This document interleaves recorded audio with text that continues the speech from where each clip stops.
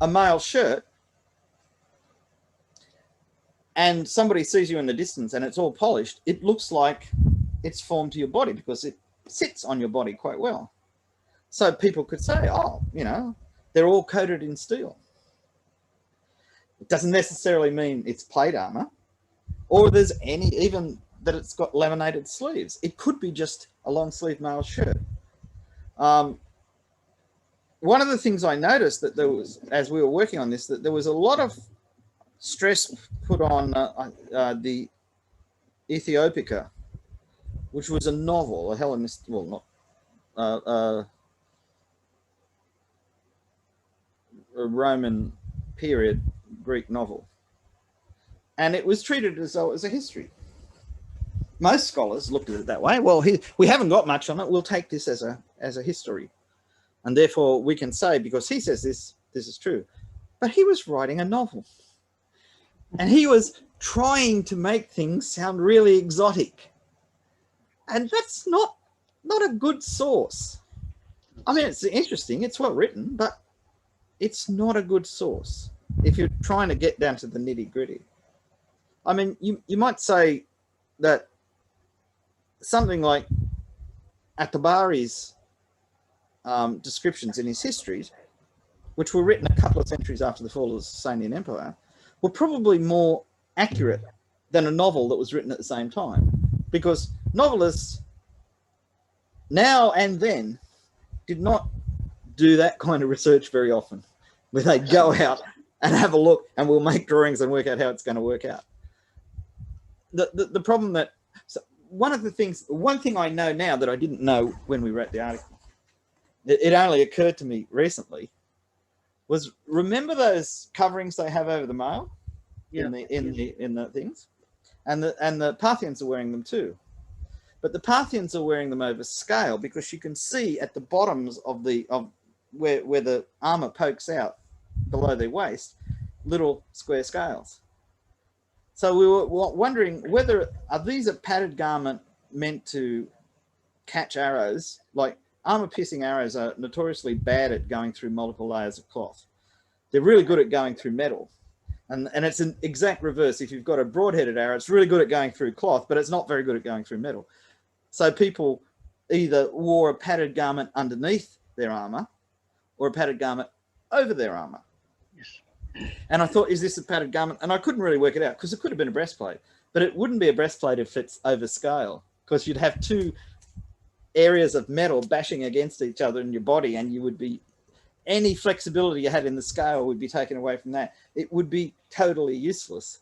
Yes, I mean, it doesn't prove anything, but even while writing the article, there are things that you will miss because there's so much information that you've got to sift through to find out what you can rely on and what's a good idea, but you can't justify, and what's a bad idea and you can't justify it either. I mean, there were three categories there that we were faced with.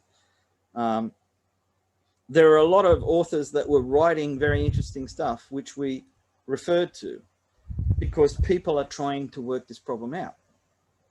So there's a lot of authors in there that are mentioned and referenced because they deserve to be read. We mightn't necessarily have agreed with them, but if people go back to the sources, read them, they might agree with them more than they agree with us. That's all right. We have Bede. So mail armor, as we found out on most Sassanid rock reliefs, we see them. And so we know that, right? And then we have, and there is a tray which I saw it firsthand when I was invited by colleagues in Russia, and we went to St. Petersburg Museum. So we went through all these arms and armor, and then they showed me this silver tray where you see two foot soldiers fighting against each other with the helmets with the peaks. Exactly, you know, remember that. Kulagish, something like that. Exactly, that's it. Yeah, that's it, right. And I saw it very close then, you know, not only from pictures and so because I was with colleagues. A big difference. Yes, it's got a bit of body to it. That exactly.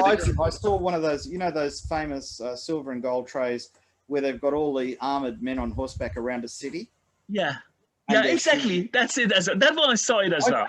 I saw one of those in the flesh when it came out to Sydney with the Siberian exhibition, and it was so much more informative when you could see the three-dimensionality of it and realize what they were trying to get at. Exactly. But what about that one? What does this trait depict? The type of armor? This is what really interests me, because this is, I think, where the definition of scale and lamellar has caused problems for scholars. Because to me, looking at that, there's no evidence that that is a lamellar armor, except for the fact that the scales, they've got a double curve on each side, but then there's bands between them. And I thought to myself, well, could these be bands of scale attached to a backing, or bands of scale made into rows or hoops and then mounted on an internal leather framework like a lorica segmentata in Rome, but instead of being solid strips of iron, they're actually rows of scales that have been riveted together, because there's often two little dots in those two little curves. And I really didn't know until a few years ago. I got Donald LaRocca's book on Himalayan warriors. Oh, yes. And in there is a photograph of two pieces which are either knee guards or shoulder guards. There's no associated straps or anything. We can't tell what they are. And they're made of these little rectangular scales with two curves on one side. Yes. Yes. And these are the thing. I mean, it's from the same general area. It's within 1,000 kilometers. It's a practical armor. You could, if they're laced top to bottom, you get a very rigid structure that you could use for the upper body to protect you and use its flex to absorb blows. If they're laced... To support the ideas of Bede, excuse me, that I'm mentioning, because before I forget, Bede is talking about Tibetan armor. Before, some of our viewers are going to say, what Tibet, what Persia? First of all, China and Persia had lots of interactions. And another thing in Tibet, another thing we found, Bede, do you remember when we wrote that Sassanid article on archery, our article on archery? Do you remember one of my friends sent the pictures for visiting Tibet? Do you remember that temple? Yeah. Okay, the same way. Tibet is like a massive museum of ideas from the surrounding cultures and itself, because Tibetans were great artists and great manufacturers of arms and armor. But there are things that have survived in Tibet that have disappeared everywhere else. And they had, and because of the climate, there's a place I think called Gugay in Tibet, which is an old fortress. And when they went there were full lamellar armors laying on the ground with their original owners' skeletons inside them, with all the leather and that intact, that have been there since the 17th century, because the climate is so harsh. Pardon me. Excuse me, I just didn't want to change the topic. I just want to give more credence on what you're saying, these comparisons, what you saw in our colleague's book, Roca. Go ahead, please. I'm sorry, about the scale and lamellar. Yeah, well, so what we found looking at, I mean, when I talk about scale, I used Thordman, who wrote his in his 2-volume report on the Battle of Visby. He wrote a seminal article on the differences between scale and lamellar. And further on, he wrote about brigandine in great detail, because he had this armor to describe and he was trying to make sense of it. This is back in the 30s. Yeah. And he did a really good job. I mean, seriously, this was beautifully thought out. It was justifiable by what was known at the time. And to be honest, a lot of what he published in armor scales and things like that, they're still digging up new variants of it, showing that, you know, he was pretty much on the ball picking these things up. Now, what turns out to be really interesting, he came to the conclusion that if you have a backing and you attach scales to it, that's scale armor. If you have no backing and the scales are attached to each other, that's lamellar armor. But he was aware that there was Roman armor, and this is in Russell Robinson's books as well, that the scales were attached directly to each other, but they weren't able to move. So the the Romans tended to attach their skulls together in rows, and they didn't lace them together like everybody else did. They made these little brass or bronze staples, and they put them through the holes and bent them over on the inside.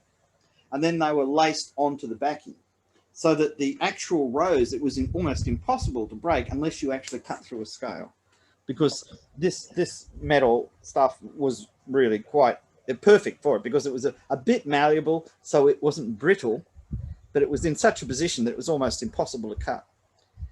However, there's also another form of Roman scale where each row has these little metal staples pinning them together. So at the top of the scale, where it'd normally be sewn onto the backing, there are two holes that match two holes in the bottom of the scale above it.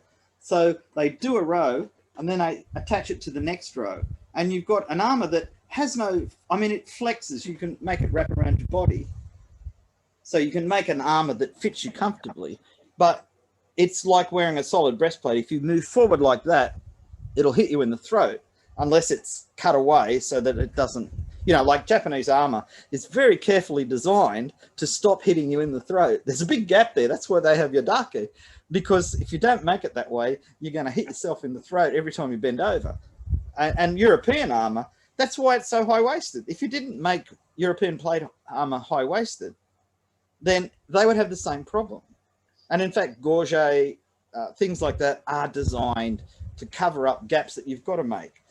And this is the other problem, is you've got to have things on your shoulders so you can move your arms in, because you can't fight if you can only move your arms that far. No. And this is, so when people, this is one of the big problems illustrators have. When they draw armors, they don't know that because they've never tried to move in an armor. And as a result, they draw armors that, you know, that's the only way you can move.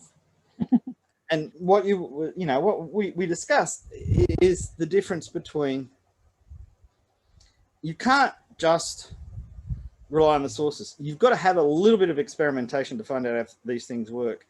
And the second thing is, you can't just rely on your own knowledge. You've got to find experts in the fields that contribute to it. You don't try and make, for instance, a leather armor if you don't know how to do leather work, because you will come up with solutions that are so time consuming that you'll say, ah, this was so expensive, nobody'd ever do it, except occasionally. Not, because leather workers have skills.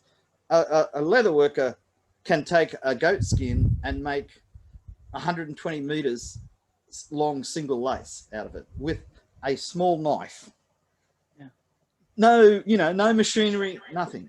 And this is the same thing with these armors. We see a lot of people try to reproduce them to get an idea of how they work, which is a good thing. This is experimental archaeology. But without knowledge of, A, what surviving pieces which have similar structures that have more detail in them. So you can't just look at the ones that are dug up in your particular area. You got to say, are there any like this anywhere else? And are there any from an area which preserves, say, leather or fabric? Because there might be fabric laces or leather laces. This is where Tibet, the wonderful dry cold place, preserves lots of old armor and lots of armor done in old styles. It's not the same as being old armor itself, but the styles of lacing in that are old, because you can find little bits of lacing on armors and that's how they did it. So this whole area of an experimental approach to this requires a bit of lateral thinking to look at the many different places you can get information from. You can't be so eclectic that you just cherry pick ideas that fit into your preconceived notion. You've got to actually look at it from the point of view of, would people in this area be able to do this? Like, there's I don't know if this is off the point, but there's a very famous quote in, I think it's either Arab archery or Saracen archery, about Slavic archers. And this has got a whole life of its own on the internet. But at one point they say they're describing Slavic archers and the way they draw their bows, and they say, and they always use silk bowstrings. Now, Slavic tribes in the 9th century, when this reference goes back to, did not have silk bowstrings. At best, they had sinew or gut bowstrings. They may have had rawhide bowstrings too, because they were good craftsmen. But they didn't have silk, because silk was an import. And you couldn't base your whole archery structure on an imported product like silk bowstrings, particularly when you're only using simple wooden bows and short arrows, which didn't require that level of sophistication. What it was a reference to Slavs in the Caliph service in Baghdad and Samarra, who were supplied with bows with silk bowstrings. And so if you ask... regarding source, it's very, very interesting what you mentioned. Again, I don't want to change the topic. When I was doing research years ago for Arms and Armor, I always read back then Persians who made so many good swords, Persian blades, Shamshir, they imported the crucible steel cakes from India. And I asked, what does it mean? So when there was a war, so they first imported it. It doesn't make sense. They should have produced it. No, they didn't. They only came from India. And I just, for example, cracked a joke once. So imagine Persia wanted to go in war with India. Imagine in worst case scenario. It didn't it happened, but not that often. Okay.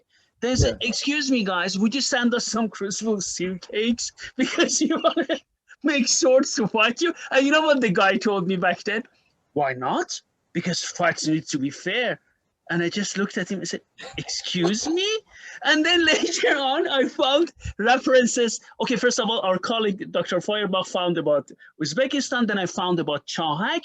And then that in Iran was produced. And I found that Nader Shah also destroyed, had many crucible steel places in Iran destroyed because when he was doing a campaign, right? Yeah. So you see, exactly regarding sources, people were saying India was sending it everywhere. But okay, it was trade, but still, what you're saying. Well, see, this is what gets me is people read sources and don't understand what they're saying. Al-Kindi is probably the source of this, but he does specifically say that crucible steel was made in Iran and other places. But he also says that they imported it. So in somebody's mind, they forget the first part and remember the second part. The only thing that probably complicates this even further was there was no united India. So you could be buying crucible steel from Sri Lanka, and they wouldn't give a stuff that you were fighting somebody in northern India because they didn't like them either. but the trade routes were complex. But yeah, obviously it was being produced there. But there are also connoisseurs who might have said, well, I like this pattern that I can get from India, so make me a sword from that. Yes. And the world is more complex than these one-to-one transfers that people like to think about, because you use reduction in physics because you can talk about atoms and things like that. You can say this is the only part we will do our experiment on, and then we'll work out the next part and the next part. But when you're talking about trade routes and cultures and things like that, you've got to be much more careful. Okay. Bede, so generally the Western and Southern or the middle of the empire mail armor, through interaction to the north and eastern parts, there were some scale armor used, and also lamellar armor to some extent. Did I understand you correctly? Okay. I think there was definitely. Yes. This was for the body. What about the arms and leg protection? What we see in Sassanid art?